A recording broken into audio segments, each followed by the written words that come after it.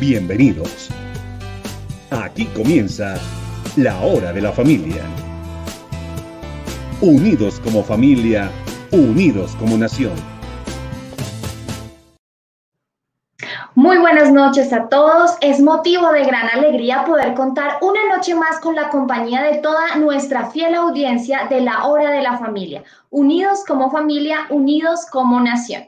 Cada semana, como bien saben, trae un nuevo desafío para cada uno de los integrantes de la mesa de trabajo de la hora de la familia, quienes siempre buscan traer la mejor y más sana información para cada uno de sus hogares. Y el día de hoy no es la excepción. Pero primero queremos recordarles nuestras redes sociales. En Instagram, Facebook y YouTube nos encuentran como Ricardo Arias Mora y en Twitter como @RicardoAriasM. No olviden por medio de estas redes hacer sus preguntas, sus cuestionamientos, sus comentarios, aquello que quieran analizar sobre la temática del día. Nuestro tema de hoy se denomina Los niños en Colombia en medio del conflicto. Durante los 60 años de conflicto armado en Colombia, más de 2 millones de niños han sido víctimas del desplazamiento y del reclutamiento forzado, según datos del Centro de Memoria Histórica. Estos menores se han convertido en instrumentos de los grupos que operan al margen de la ley, arrebatándoles la oportunidad de vivir su infancia y de disfrutar del goce pleno de todos sus derechos, limitándolos así en su entorno hostil y carente de oportunidades. Esperamos que este espacio de la hora de la familia nos permita reflexionar y ponernos en el lugar de los miles de niños y las familias de estos niños, quienes les cambiaron los juguetes, los lápices, los cuadernos por armas, quienes fueron alejados de sus familias y amigos para combatir en una guerra que no les pertenece y quienes ante todo son niños y niñas que merecen un futuro que les permita vivir tranquilos y estar en libertad. Para tratar este tema tan importante, nos acompaña el día de hoy el doctor Ervin Hoyos. Él es un activista de derechos humanos, es colombiano, reconocido por ser líder de la organización Voces del Secuestro desde 1994. Ervin nació en Salado Blanco, Huila, estudió periodismo con énfasis en conflictos de guerra en la Universidad de Madrid, España, y su carrera empezó con el periodismo radial. Fue creador y productor del programa Voces de Secuestro en Radio Caracol. Este programa les quiero contar que fue creado después de que fue secuestrado por las guerrillas de las FARC.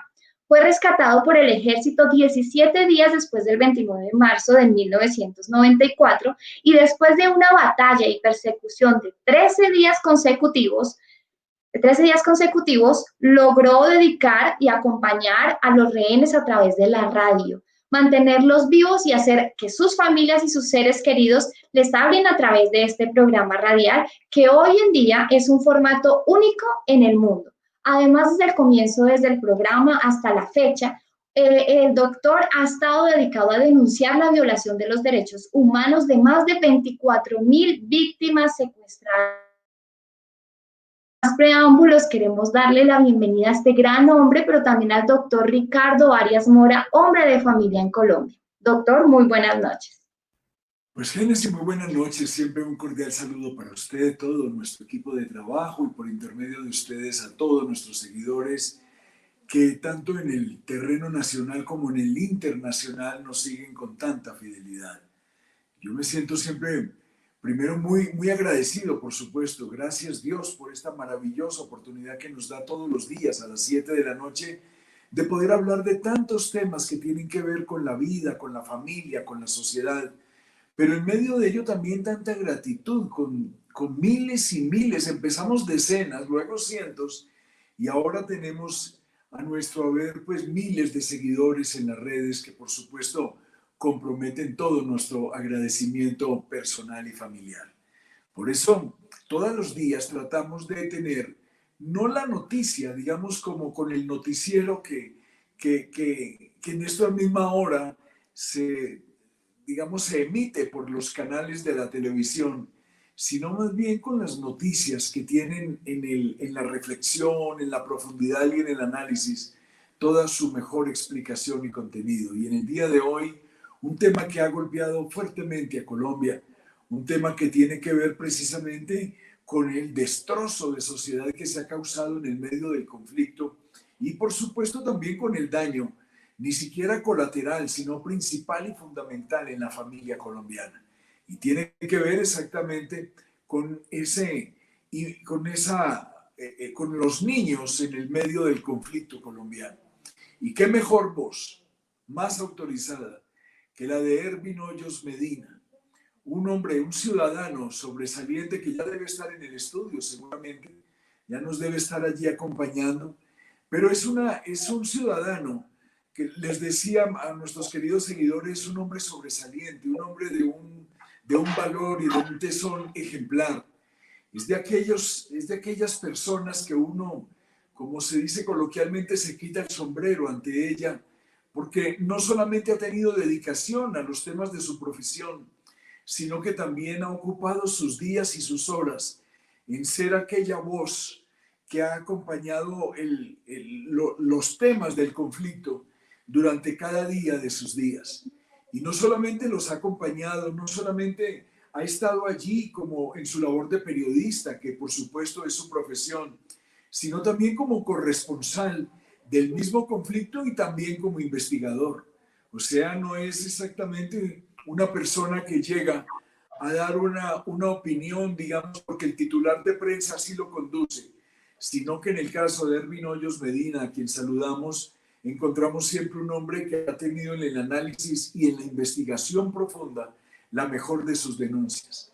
Y entre ellos lo hemos invitado y él muy amablemente nos ha querido acompañar precisamente para contarle a nuestros miles de seguidores cuál es la verdadera magnitud, la dimensión del drama que aún Colombia se resiste a pasar aquella página y que ha enlutado, por supuesto, todas las esperanzas de la familia o de la sociedad colombiana. Por eso, comencemos por donde se debe, saludándolo a él con todo el respeto y con todo el aprecio y con toda la gratitud en nombre de la Hora de la Familia. Muy buenas noches, Ervin Hoyos Medina. Bienvenido a nuestro programa.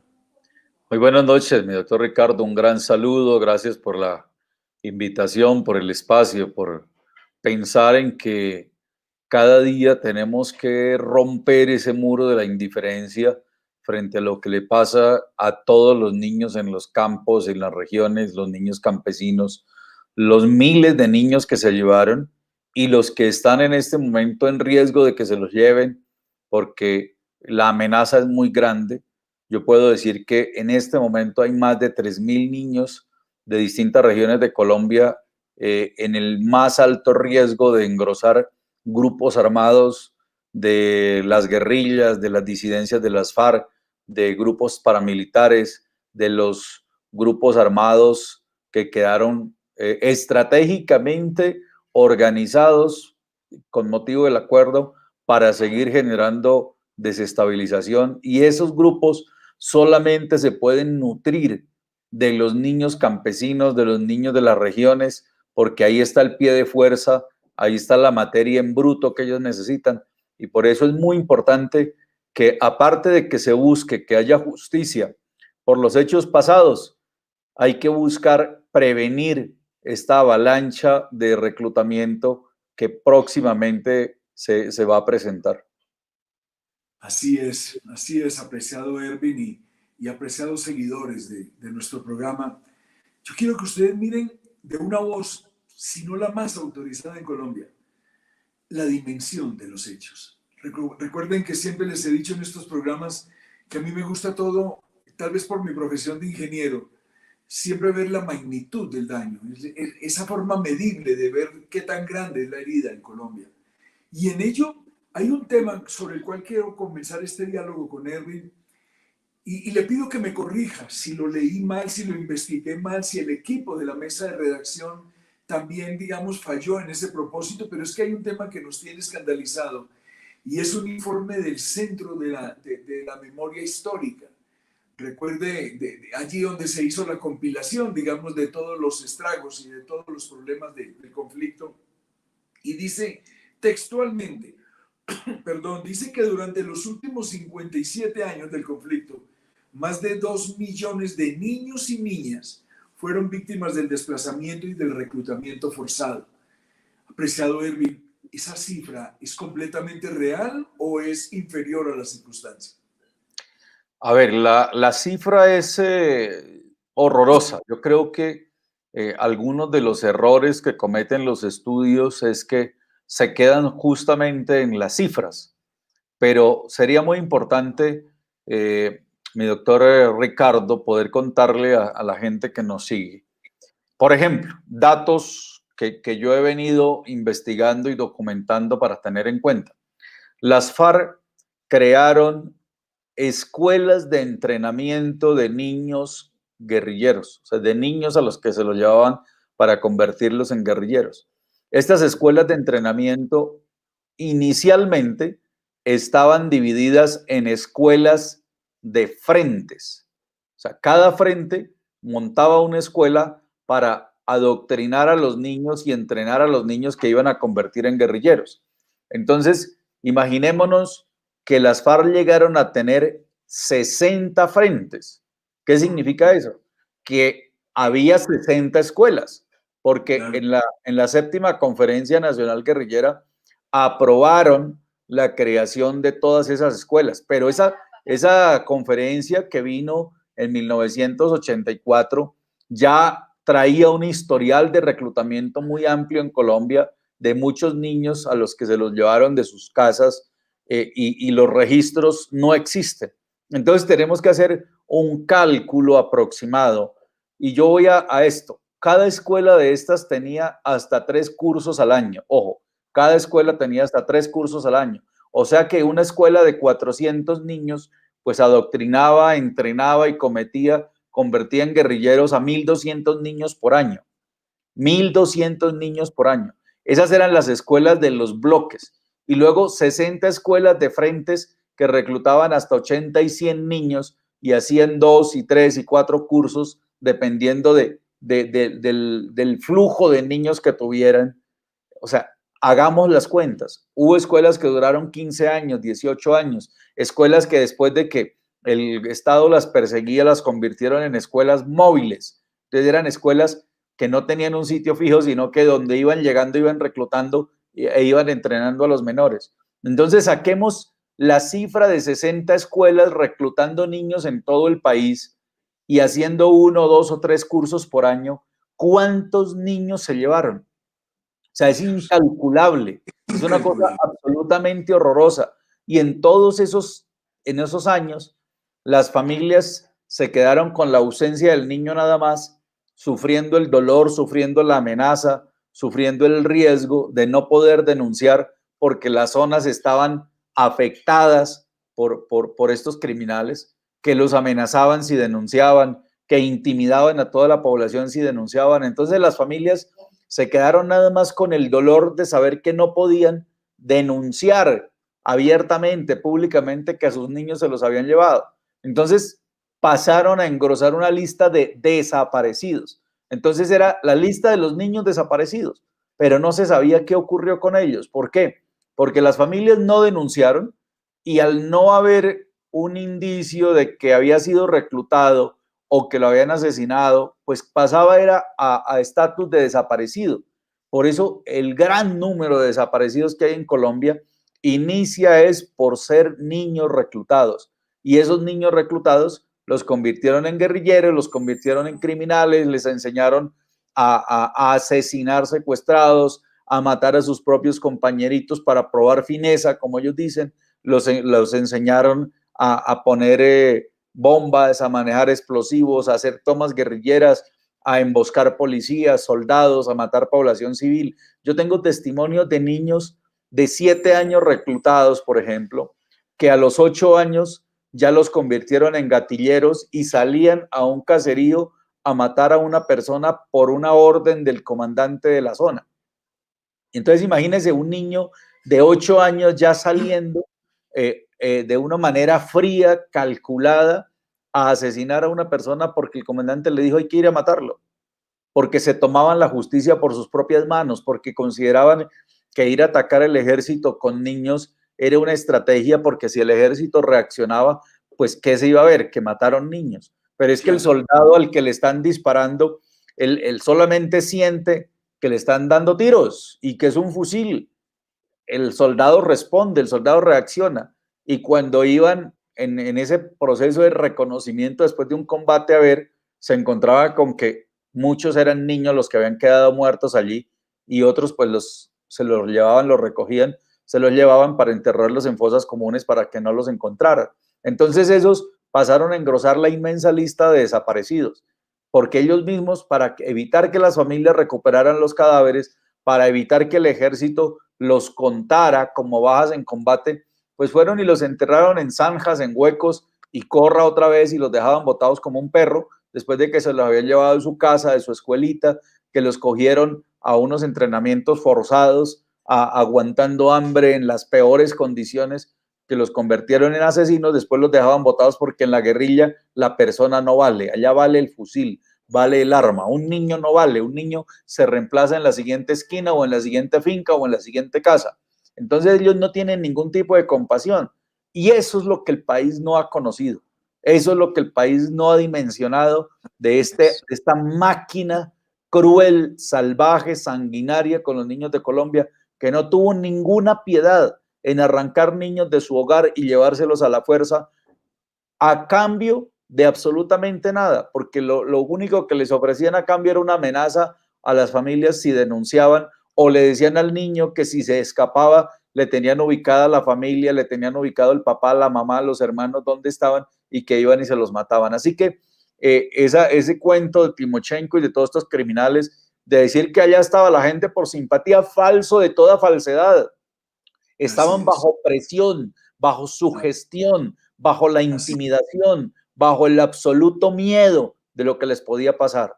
Así que esto hay que ponerlo en conocimiento del país, del mundo. La gente tiene que reaccionar y se tienen que dar cuenta que estos criminales no pueden pasar ilesos de una situación tan grave como la que cometieron y que la impunidad no puede estar para crímenes tan horrorosos como estos. Pues mire que estremece escuchar uno a Ervin Hoyos Medina, estremece incluso sabiendo la fuente de quien expresa este horror de la guerra, porque vuelvo y repito y lo voy a reiterar durante todo el programa, no hay un colombiano, digamos, que haya pagado más alto precio, nada, no hay un colombiano que haya sido tan solidario en estos temas del secuestro y de las retenciones y de todo esto, de todas estas tristezas de nuestro país que Ervin Hoyos. Anoche, recordará el seguidor de nuestra red, anoche hablábamos del comercio de personas, anoche hablábamos también de ese mercado infame, digamos, que se da y que Colombia nuevamente en los primeros lugares, somos los terceros que tributamos más en aquel comercio de personas que se llevan hacia el exterior, o, digamos, embolatadas con una serie de ofertas que por supuesto nunca se cumplen. Pero mire hoy nomás que en el caso de Ervin Hoyos, cómo nos confirma el tema. E incluso nos dice, no son ni siquiera 2 millones, como dice el Centro de Memoria Histórica, sino que es una cifra incalculable. Es el término que emplea nuestro investigador, nuestro periodista, nuestro corresponsal Ervin Hoyos, precisamente de la tragedia del conflicto colombiano. Pero él hablaba también en un comienzo de la indiferencia, me golpea ese tema. Y él hablaba de la indiferencia y yo quisiera preguntarle aquí nunca hablamos de gobiernos, digamos en la hora de la familia, pero sí hablamos del Estado, el Estado en su conjunto, para no molestar a nadie con comentarios ni cosas. Yo le preguntaría, apreciado Ervin, en ese mismo paso de los 57 años, cuando usted habla de indiferencia, sí, por supuesto, la de todos los ciudadanos, pero empecemos por el Estado. El Estado también miraba hacia otro lado. El Estado, digamos, nunca ha tenido una política al menos de acción, de recuperación, alguna circunstancia que uno diga hay un Estado que está de alguna manera sorprendido, que está de alguna manera estremecido por lo que ocurre. El Estado colombiano ha sido tan silencioso y de alguna manera tan irresponsable que no ha tenido acciones concretas en resolver este drama de la sociedad. ¿Cuál sería su opinión, Erwin? Bueno, a ver, yo quiero acudir a unos hechos de historia para uno entender esto. Correcto. Si nos analizamos los orígenes de estas guerrillas, todas estas guerrillas vienen influenciadas, vienen sembradas, vienen programadas, vienen diseñadas y diagnosticadas ideológicamente para estar detrás de un partido político. Y ese partido político, que es el Partido Comunista, ha venido no solamente en Colombia, sino en muchas partes del mundo, manejando lo que ellos llaman el paralelismo. El paralelismo es que paralelo al partido ponen a funcionar una cantidad de organizaciones, entre esas las guerrillas, todo con el único y absoluto fin de tomarse el poder. No es otra cosa, con el único y absoluto fin de tomarse el poder. Y en ese paralelismo, entonces combinan las diferentes formas de lucha, el narcotráfico, el terrorismo, el secuestro, todas estas líneas que las une una ideología. Esa ideología es la que lleva a crear este tipo de organizaciones.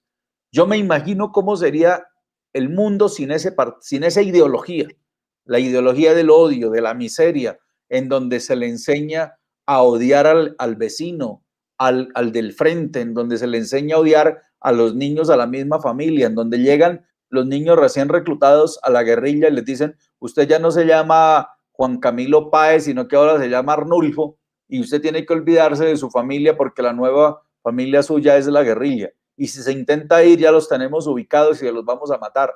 Entonces, bajo esa ideología es que ha nacido todo esto. Entonces, no nos metamos en la teoría del abandono del Estado. Claro que hay abandono del Estado, pero es que los estados, si no tuvieran este síndrome que le meten a la gente en su cabeza el odio por el otro, si no tuviéramos esto, lo solucionaríamos desde la democracia. Y desde la democracia está todo para hacerlo, todo para solucionar. ¿Qué ocurrió? Que el Estado, en zonas donde esta gente empezó a copar, el Estado no podía entrar. Es que la única manera que el Estado tuvo para entrar en algún momento en zonas que se volvieron los recintos de estos criminales, era controlada cada persona que entraba y que no fuera de allá, lo cogían, lo mataban y lo desaparecían. ¿Por qué? Pues porque justamente querían el control de territorios y de ir sembrándole ideas a la gente y de sembrarle odio contra el Estado. ¿Y qué ocurre? Que el Estado en donde está esta gente no podía ingresar, no podía entrar. Había abandono total, pues claro, ¿cómo iba a entrar el Estado si no permitían que entrara un profesor, si no permitía que entrara en una carretera, si no permitía que entrara la presencia con la salud porque los médicos eran secuestrados, amenazados? O sea, todo lo empezaron a copar de tal manera que la presencia del Estado se fue desplazando y cada vez fueron ganando más territorios y más territorios. Entonces vamos a ver, por ejemplo, hoy en día territorios que ocuparon desde hace muchos años.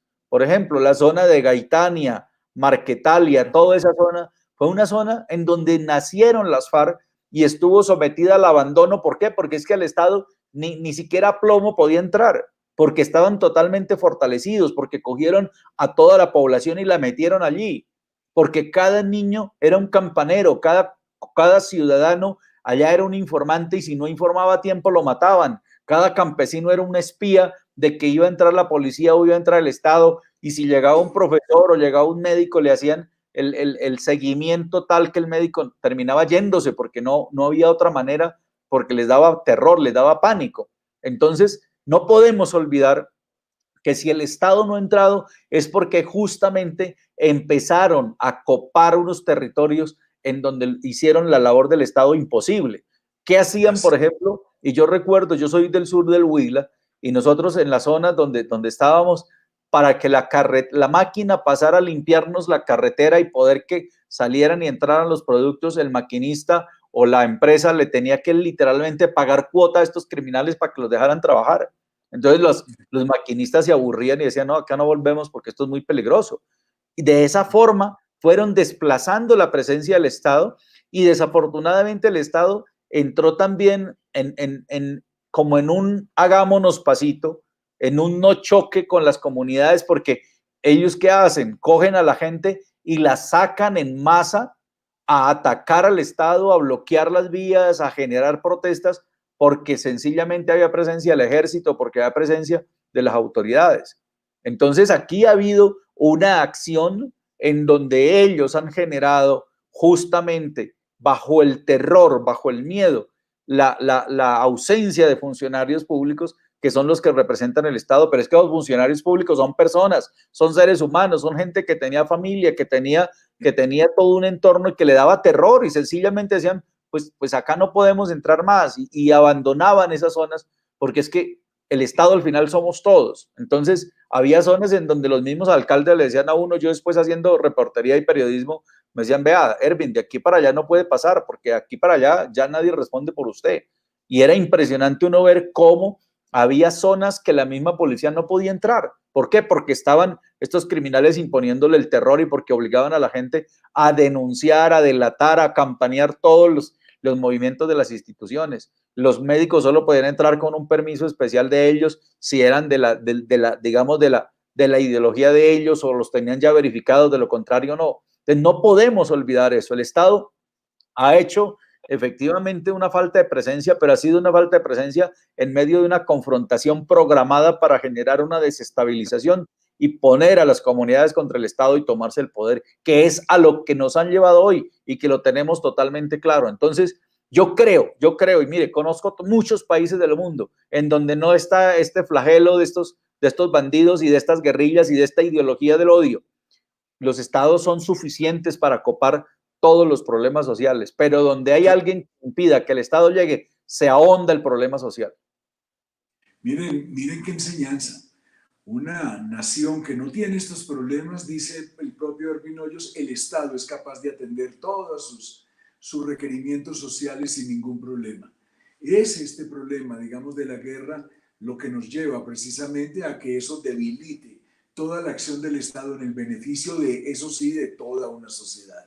Pues aquí hay muchos temas y comprenderá mi querido Ervin Hoyos de que en este momento me están haciendo señas, debemos ir a una pausa corta y ya regresamos con este diálogo tan crudo pero tan real y tan cierto.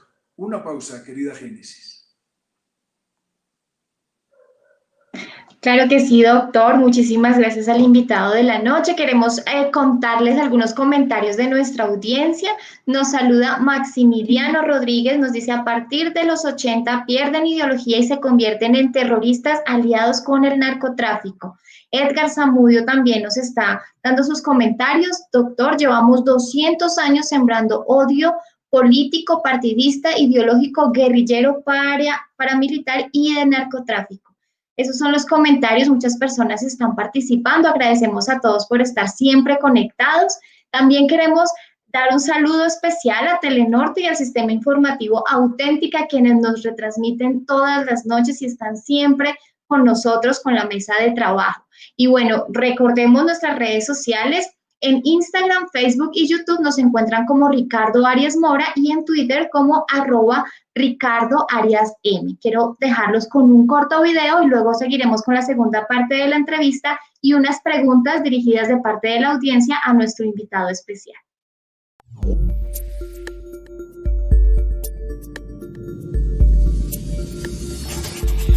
En Colombia existen más de 5,5 millones de personas desplazadas de sus territorios a causa del conflicto interno.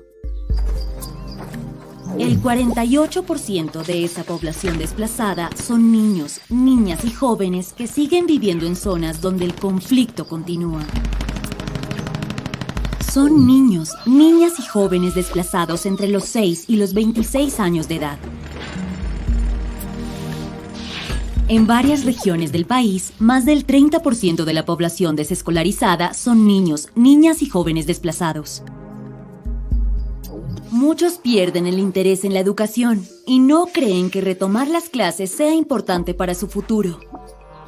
Además, muchos maestros se ven obligados a desplazarse por amenazas o extorsiones y tampoco hay suficientes docentes calificados. No existen centros educativos adecuados. En algunas zonas del país, el 40% de estos niños, niñas y jóvenes ya tienen hijos. Son niños, niñas y jóvenes que deben trabajar para satisfacer sus necesidades básicas y así apoyar económicamente a sus familias. Para ellos, no es posible estudiar y trabajar al mismo tiempo. Y la escuela no enseña a trabajar. La educación no tiene en cuenta el contexto y la cultura en la que viven. ¿Qué consecuencias puede tener para un país si los niños, las niñas y los jóvenes desplazados en contextos de conflicto armado no asisten a la escuela? Que sean reclutados forzosamente para el conflicto.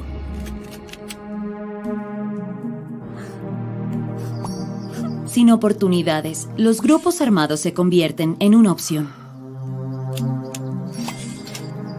Buscando satisfacer sus necesidades básicas, se involucran en actividades ilícitas.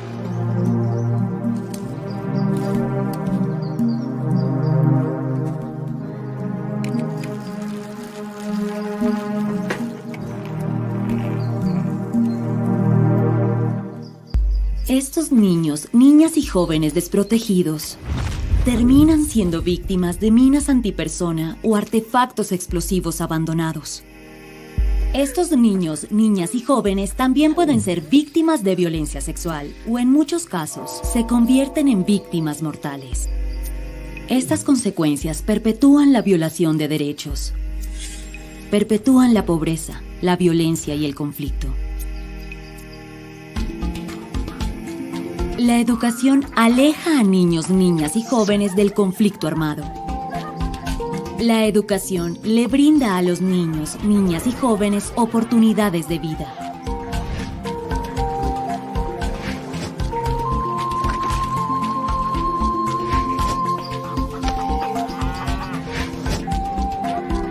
Además, la educación ajustada al contexto en el que viven les brinda a las niñas, niños y jóvenes herramientas para la construcción de la paz.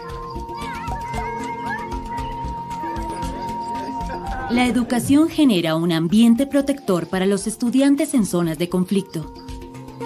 Le da posibilidades reales a estas nuevas generaciones.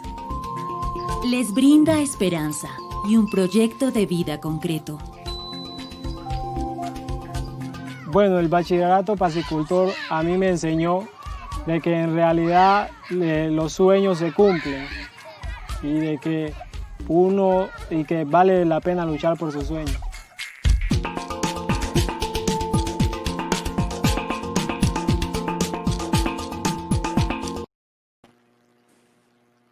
Bueno, tenemos una pregunta para el doctor Ervin.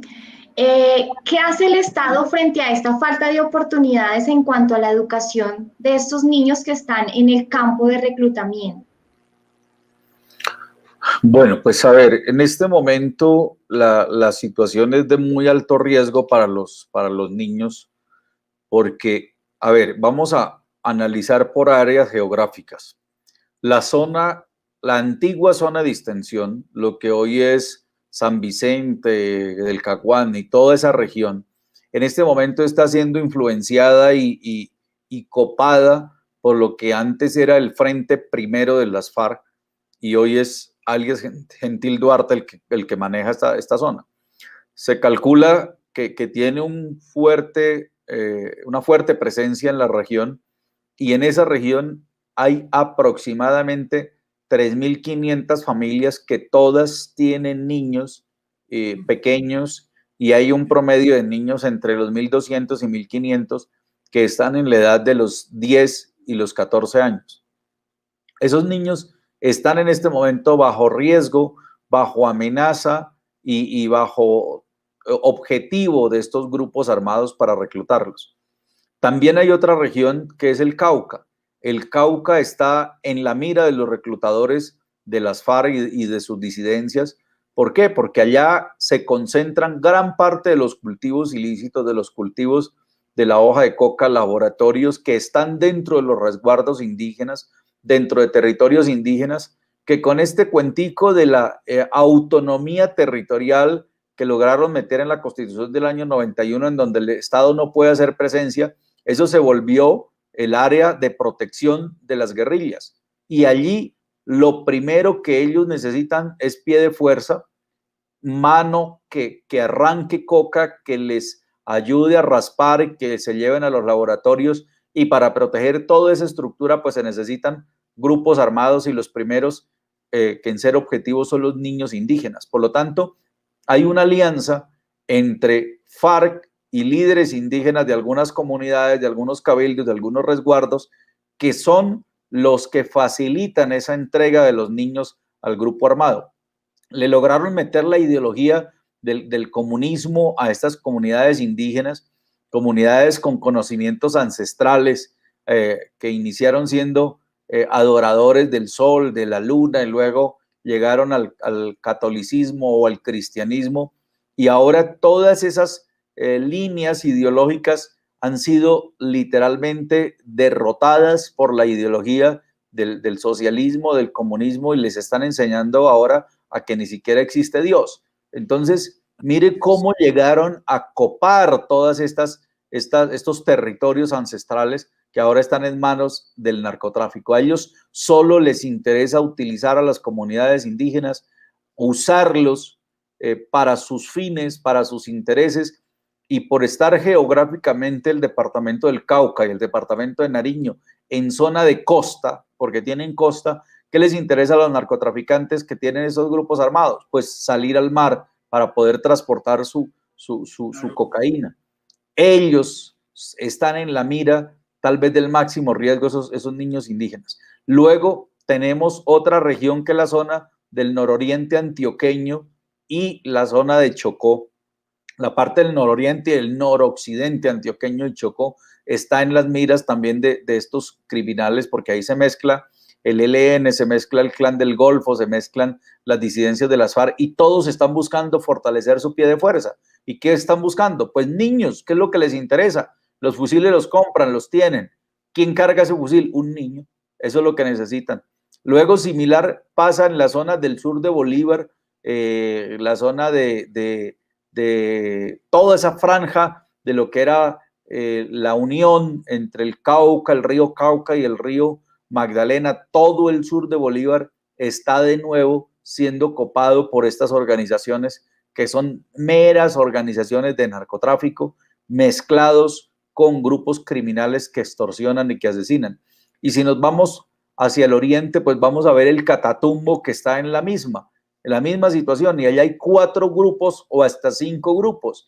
Allá están disidencias de las FARC, están los Pelusos, están los Caparrapos, están todo el Clan del Golfo, está el ELN, y hay otros grupos pequeños ahí como el EPL y otros grupos de estos que lo único que están haciendo es acabando esa región, porque lo que hacen es infundir pánico, terror, miedo, y la gente se está yendo, y allá volvemos a la misma historia. No hay presencia de Estado, porque es que asesinan, extorsionan o amenazan a cualquier funcionario que esté allá, y los que se quedan por valientes, o se quedan con esquemas de seguridad para poder hacer presencia allá arriesgando la vida, o están ya porque esos muchos ya han sido sugestionados, presionados por los grupos para ser ya funcionarios ideologizados y manipulados y manejados por ellos.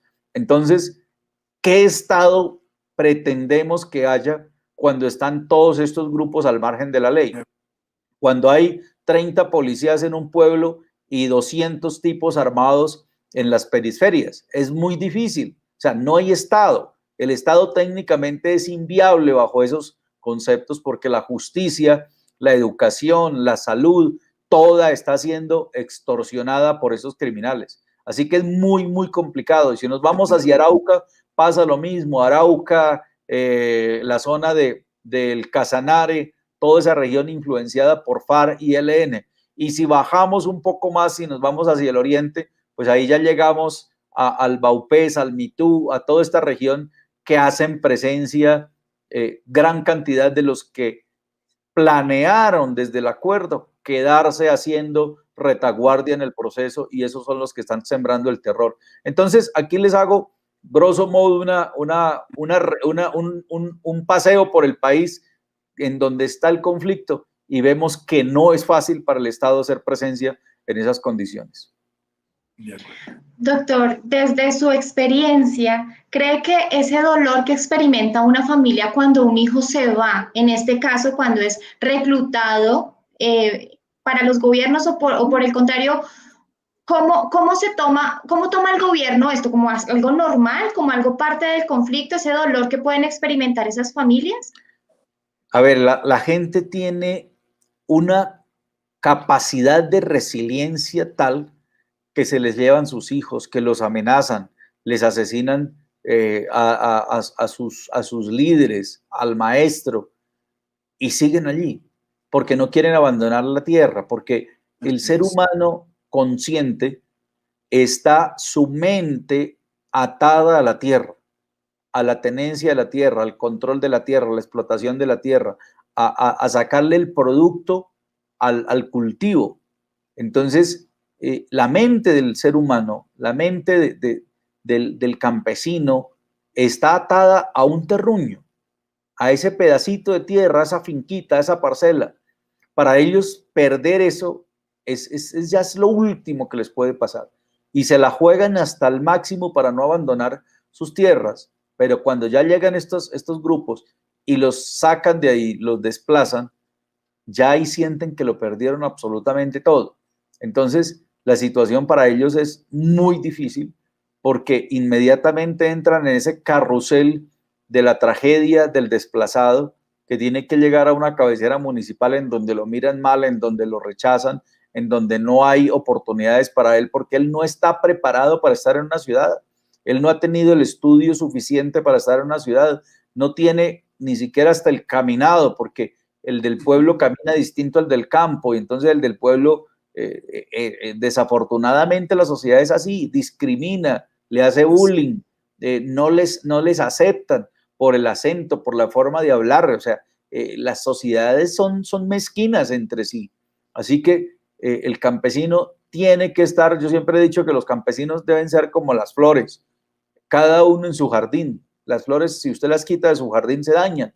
Los campesinos les pasa lo mismo. Si usted lo saca del jardín, ya ese campesino se daña, porque se va a la ciudad y si no tiene oportunidades, le toca volverse ladrón, le toca emplearse en cualquier subempleo que le quita la dignidad. Entonces, no es fácil la situación del campesino en las circunstancias que se viven en Colombia, sobre todo porque los que causan toda esa inestabilidad son estos criminales que se lucran del narcotráfico, que aterrorizan a la gente, que se le llevan sus hijos y que siembran el pánico y el terror. De acuerdo. Apreciado Ervin, si nosotros miráramos en perspectiva, o sea, hacia adelante, hay una cifra, tal vez la observó en el video, que habla que el 40% de aquellos niños que fueron retenidos, por supuesto, contra su voluntad, ya esos niños ya tuvieron niños. O sea, ya hay generaciones que empiezan a gestarse dentro de ese mismo marco de sociedad. Si miráramos hacia adelante entonces, ¿cómo va a ser Colombia? O sea, ¿cuál es el siguiente día de Colombia? Cuando traemos estos miles, parecieran ya millones de niños que afectados inicialmente en su temprana edad, ahora ellos mismos en medio de ese rencor, de ese dolor, de esa situación confusa. ¿Cuál es el presente? No, el presente no. ¿Cuáles son los siguientes tiempos de Colombia en términos generacionales, en términos de aquellos niños conformando nuevas sociedades? Bueno, estos niños y hacia futuro, ¿hacia dónde van? Vamos hacia una sociedad que viene influenciada, vuelvo e insisto, con esta ideología en donde al niño, en vez de enseñarle el respeto a la autoridad, se le está enseñando el irrespeto a la autoridad, a no respetar incluso a sus propios padres, a no respetar al policía, a no respetar al soldado, a odiar el Estado, pero a querer vivir del Estado. Entonces, mire esa paradoja, ese adoctrinamiento de enseñarle odio al niño por el Estado, por la autoridad, por las leyes, por la obediencia a ese estatus superior que todos tenemos, que es la ley. Y cuando se le enseña que esa ley hay que quitarla, que hay que tumbarla, que el gobierno no sirve, cuando nos damos cuenta, que bajo cualquier parámetro todos los estados tienen un estatus de ley que todos tenemos que respetar. Esta ideología le enseña a aborrecer al Estado. Y donde no hay Estado, donde no hay ley, no hay ciudadanía. O sea que si estamos dándonos cuenta, les están eliminando la ciudadanía. Cuando ellos avanzan hacia el futuro que quisiéramos visualizar, pues ¿qué le van a enseñar estos niños cuando sean padres a sus hijos? Pues muy seguramente les van a enseñar la misma rebeldía contra el Estado. Les van a enseñar el rechazo a la ley, a la autoridad. O sea que ¿hacia dónde vamos? Vamos hacia un estado mentalmente anárquico, en donde cada quien hace lo que quiera, en donde cada quien hace lo que se le antoje, en donde cada quien se lucra de lo que puede, porque el que lo cogió primero es de él. Entonces, no nos espera un buen panorama. Yo creo que tenemos que replantearnos la educación. La educación no puede estar ideologizada. La educación no puede estar en manos de una secta ideológica que le enseñe odio a los niños por el Estado. O sea, no puede ser posible. Eso tenemos que recuperarlo. Y yo también llamo la atención a que los padres de familia tienen que volver los ojos hacia sus hijos, porque es que hoy en día los hijos están siendo criados por el televisor. Los padres salen a trabajar muy temprano, llegan muy tarde, ¿y quién acompañó al niño todo el día? El televisor. Y un profesor que si cae en buenas manos, pues es un profesor que le va a enseñar valores. Pero cuando la ideología penetra la educación y vemos cómo está ideologizada la educación y cómo desde la educación se les enseña a los niños a odiar al Estado, pues estamos con una sociedad criada, los muchachos, por el televisor y por profesores ideologizados que lo único que hacen es acabarle de torcer los pensamientos a los pelados. Entonces, no hay un futuro promisorio desde el concepto de la cívica, de la urbanidad, de la ciudadanía, del respeto al derecho, al derecho del otro, a las leyes, a la autoridad, a la democracia. No lo hay, yo lo veo muy difícil. Tenemos que empezar a trabajar en eso. Y la escuela no forma, se forma en la casa. La escuela solamente instruye, pero aquí los muchachos pasaron a ser formados en las escuelas. ¿Y qué hay en las escuelas? Consumo de drogas, consumo de pepas, consumo de marihuana en niños hasta de 10 años ya empiezan a probar los vicios. Y si aparece una ideología que les dice que ese es el libre desarrollo de la personalidad, que están en todo su derecho, les enseñan el libertinaje en vez de la libertad, pues estamos en una ruta en donde los niños van camino hacia un despeñadero y que ideológicamente le siembran el virus desde muy temprano. Pues apreciados amigos, Ervin Hoyos Medina, ustedes lo acaban de escuchar en nuestro programa, un hombre de profundo conocimiento sobre la situación social de Colombia, incluso en este programa, y voy a trabajarlo con los amigos que nos ayudan a estructurarlo. Usted, apreciado Ervin, ha sido un lanzador de perlas durante todo el programa, ha dejado unas enseñanzas en todo el corrido de esta hora de la familia que nosotros no podemos dejar pasar de largo, o sea, tenemos que aprovecharlo porque sobre esas enseñanzas es donde muchas políticas públicas debemos empezar a expresar. Pues solo me resta, querido Ervin Hoyos, agradecerle inmensamente en el nombre de la hora de la familia, agradecerle su participación de la noche de hoy. Incluso cuánto me duele tener que terminar este diálogo porque realmente creo que nuestros seguidores coincidirán con nosotros. No hemos hecho sino aprender de una realidad, aprender desde un enfoque cierto, real, profundo, todo lo que hoy le sucede a Colombia y cuál fue la causa y cuál fue el efecto, el resultado de lo que dejamos hacer con base en la indiferencia nacional. Pero el tiempo en estos temas también corre y ya nuestro programa pues tiene que concluir, tiene que terminar. Y en el caso de Ervin Hoyos, apreciados seguidores, él también mantiene una agenda muy comprometida. Hoy yo sé que él hizo grandes esfuerzos por estar con nosotros y toda nuestra gratitud personal y por supuesto institucional.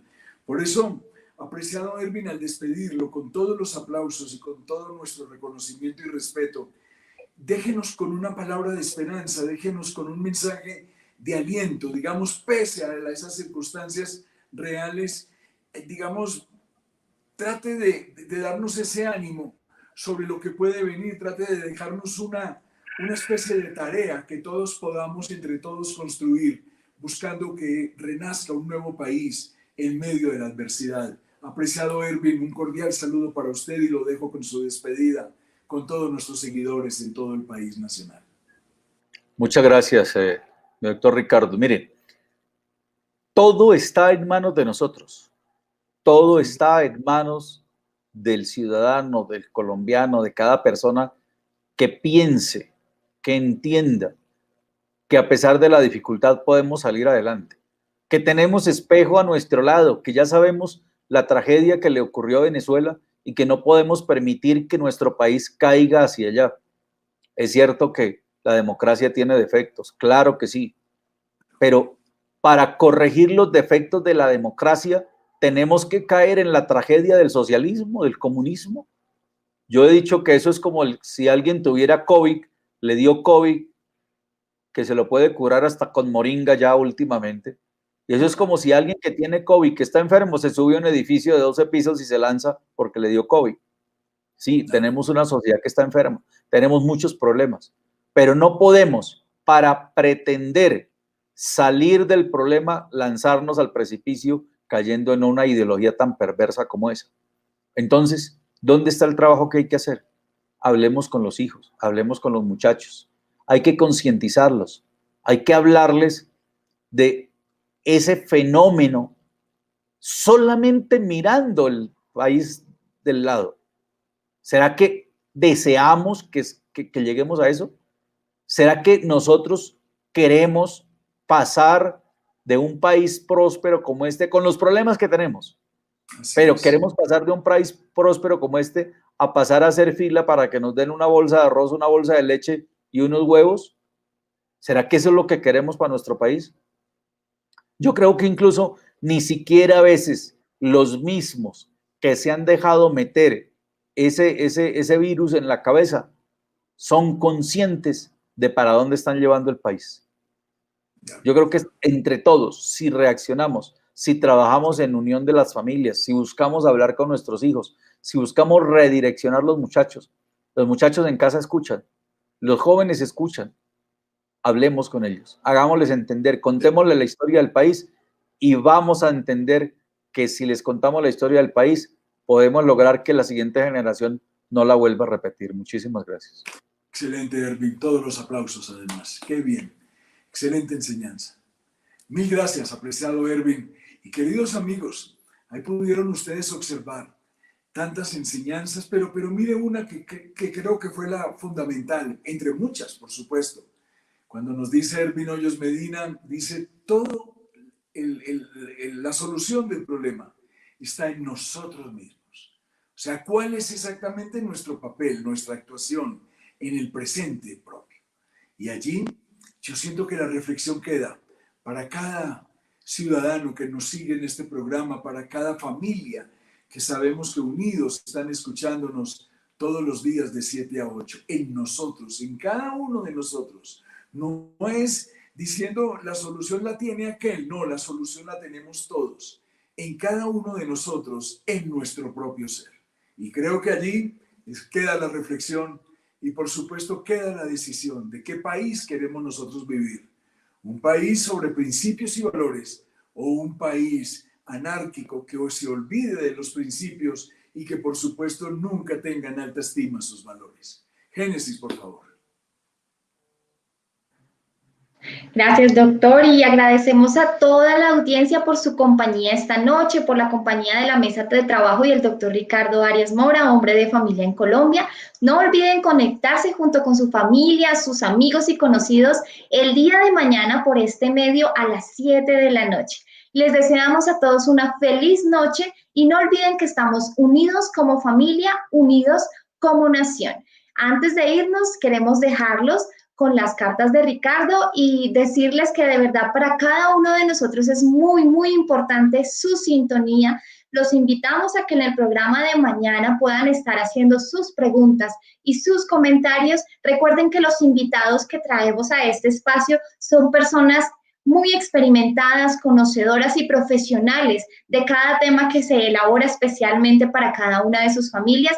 Así que aprovechemos la oportunidad para poder desarrollar todas estas inquietudes, para abrir un poquito más el panorama que tenemos acerca de estas realidades que están tan cerca, pero que muchas veces creemos que no tocan el interior o el núcleo de nuestros hogares, o simplemente dejamos pasarlas desapercibidas. Entonces, la invitación es a que no dejen de participar, tendremos en cuenta cada una de sus preguntas.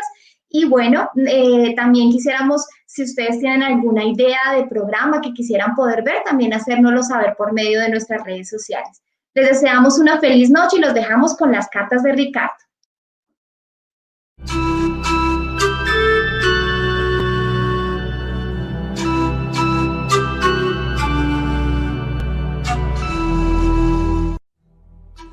Me pregunta Fernando que si nuestros niños han sido actores principales en el conflicto colombiano. Pues mire, Fernando, siento que primero debemos dejar clara una expresión. De actores nada. No, nuestros niños más bien de víctimas todo. Solo vergüenza nos debe causar saber en nuestro país, en nuestra nación, hayamos permitido, Fernando, que se haya afectado de gran manera a la niñez colombiana. Y me explico. En aquellos 57 años del conflicto armado en Colombia, dice el Centro de Memoria Histórica, miren qué seriedad en el informe, dice que más de 2 millones de niños y niñas fueron víctimas del desplazamiento y del reclutamiento forzado.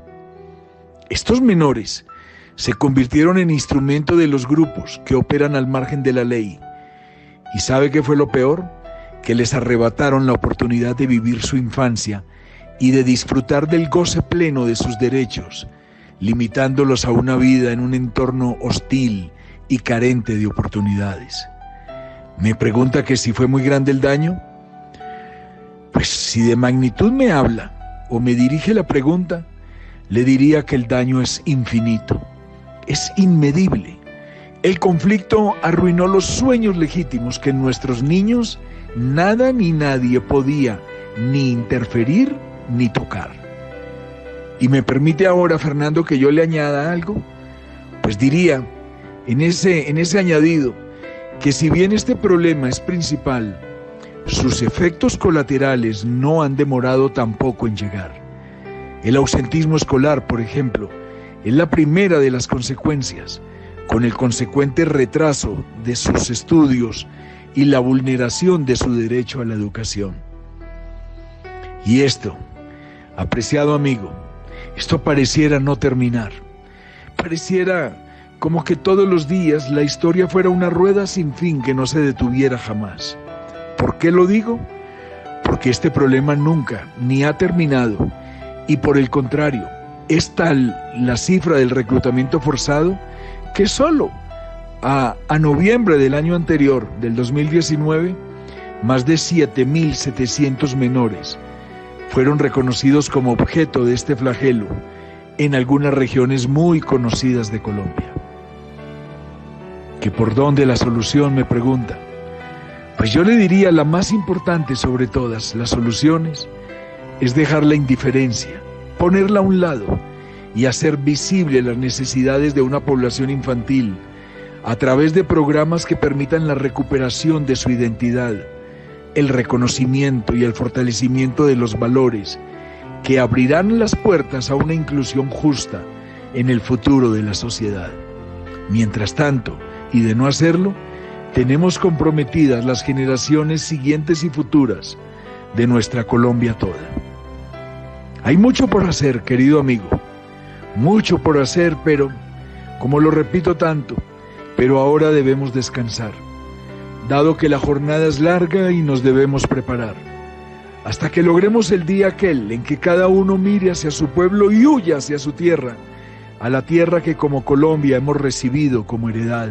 Y recuerde, Fernando, si alguien lo oye, hablando de estos nuevos caminos, seguro le dirán que mucho aún nos falta o que me falta.